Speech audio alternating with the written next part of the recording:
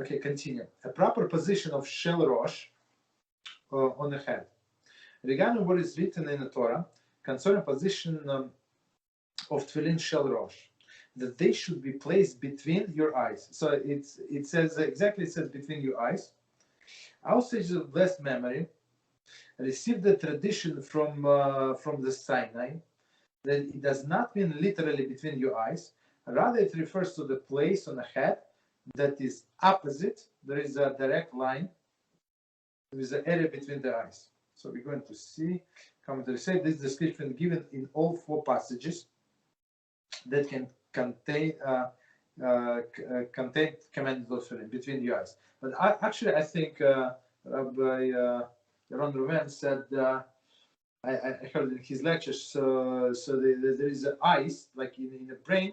So the actual eyes. So these eyes, what we call eyes, it's only the receptacle. When they like a lens in a camera, right? So the actual action is behind the lens of the camera, right? When you make a picture. So here, this is only like a lens, and the actual eyes are actually here. So exactly where we put tefillin. So it's literally between your eyes. Okay. So, but simple explanation before all of these researches. So they say it's like between your eyes. If you draw the line, right, like in the middle of your nose, so it's going to be exactly between your eyes, just a little higher. Okay, so continue. The location of the plate is beginning from the place where the hair begins to grow on the forehead. Commentary. There is a hairline. It must be on a place where the hair grows, not only where there is hair. Thus, a person may not place tefillin on a hair that hangs down beneath the original hairline. Okay. A balding person positions tefillin according to the original hairline. So hairline basically where your hair grow, not like the roots of your hair, right? So it's not like you can have like the hair down. So it's not that. It's where like roots of the hair. Basically, that's how you put it. Tefillin. That's the bottom border.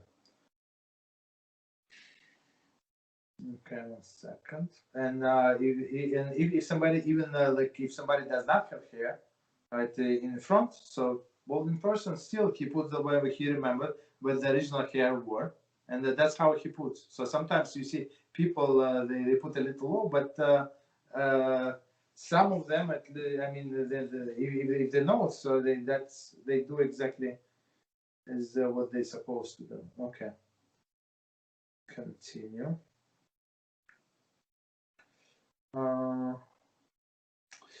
Grow on the forehead, okay, and continue upward until the place of the head that corresponds to the end of the soft area of the head of the infant. 28. The anterior fontanel. So basically, on the head, when you have this I don't know what is it, whatever they say, like on the back of the head. That's where you put your knot, where not supposed to go. This means that the lower front of the titura. What's titura? Titura, literally bridge, is a base of tefillin that protrudes from the box containing the parchment. The lower edge of titura means the part that the position lower and closer to the one's face. So basically, I'm going to show you the picture. So maybe it's going to be easier. So I don't know if you see the picture. So here, is it correct picture? Yes, that's correct picture. Yeah, I got it. Yeah. So okay. So here's so titura is this part. So it's like outside. Titura is this part. Second. Okay, this part on a side, that one that is darker. That's titura. So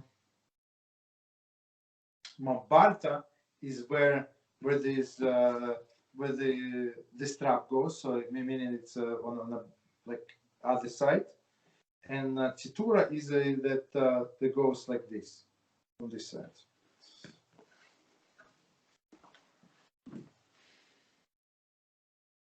Okay.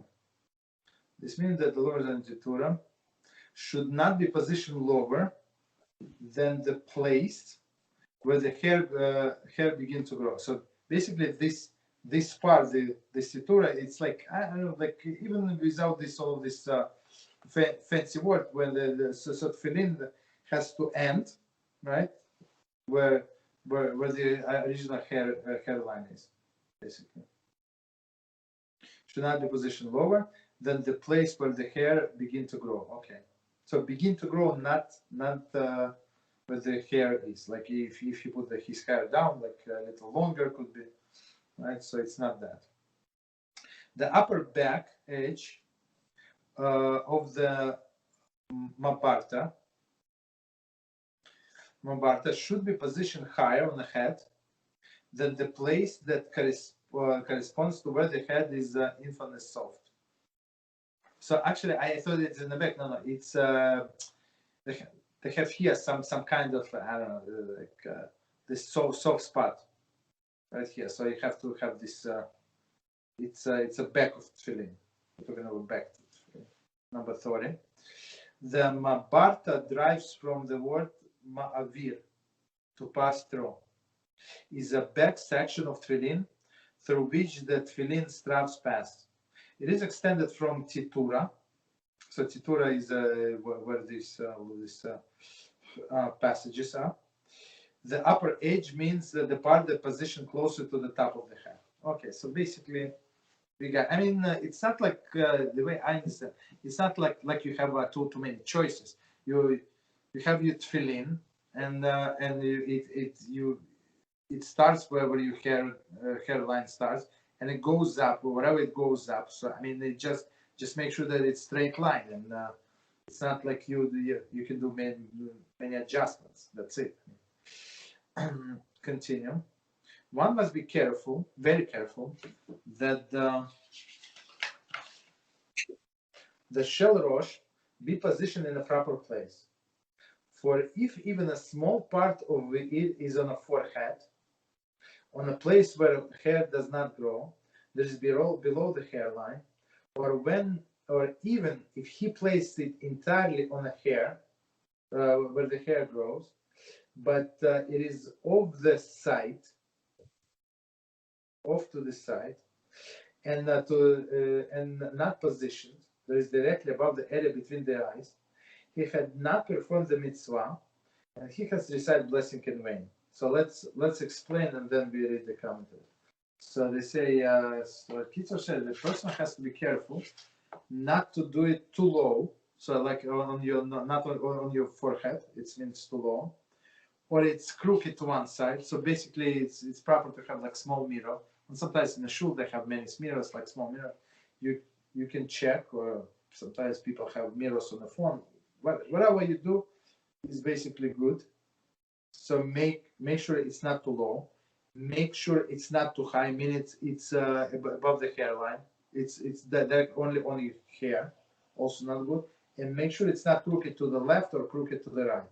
So and first, and the last one, it has to be like exactly in the middle between the eyes.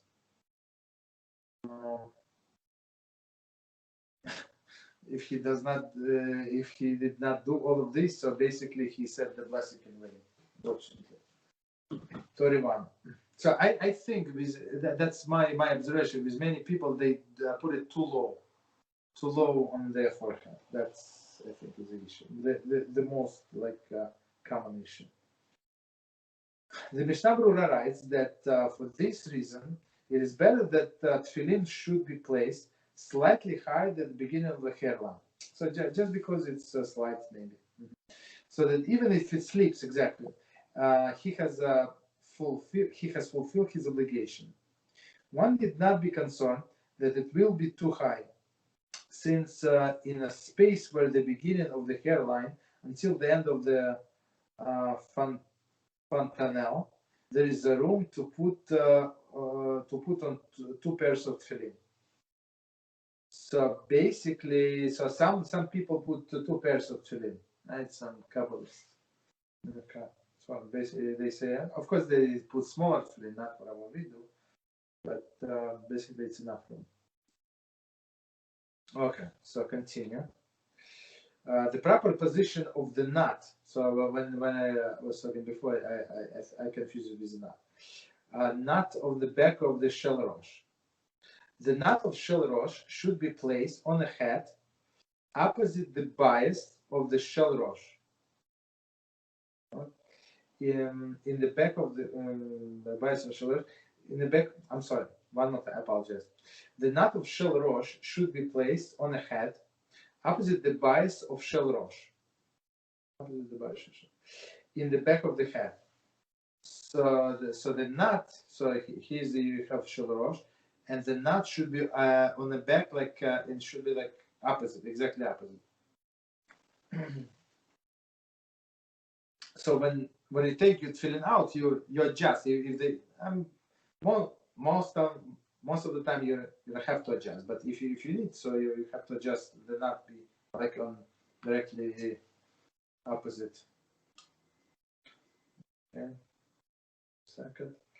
In the back of the head, in the upper part of the nape, okay, which is the end of the skull. So where the skull ends, so so it's like upper part of the neck. So sometimes this tefillin need to be adjusted. So if you know like how to adjust it, good. If not, it's better to ask somebody who knows. Like so basically you loosen the knot and you like tie it a little higher or lower, whatever needs to be done. So continue opposite the face. Commentary. No part of it should be any lower than the place where the hair grow. Okay. Which is the opposite of the throat. It is best if not is positioned higher than the crevice at the back of the neck. So basically, I'm not sure who would do that, but just go by what Kitzur said. When the skull ends, there's the place. That's where you put it. Okay. But basically, they say if it goes a little lower, there is no problem. According to this Mishnah Berurah, there is no problem. Okay. Continue. The knot should be not tilt in any side. So that's what I said. When I take out, make sure that it's straight. The shell rosh should fit tightly around the head. Come to say that tefillin must fit tightly for two reasons. First of all, the mitzvah is to tie tefillin onto the arm and the head. Yeah, as it says, you shall tie tefillin, and it is not considered tied on if it is loose around the head.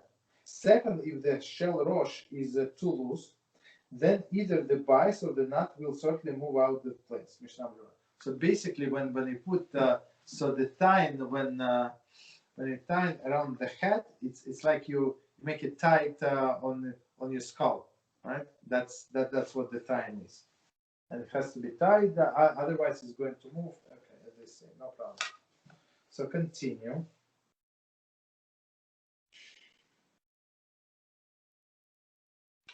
So okay, side. Shell rosh should be one more time, and no, we said that. Now, when the bias and Mabarta, so meaning the back where this strap goes, are wide, it is difficult to have the shell rosh tied on with the proper tightness. One must be extremely careful regarding this. So when it's too big, it's also it has to be like when they do tefillin, it has to be very precise. Because if it's too loose, if this strap is very loose in a bias, it's also not good. Okay.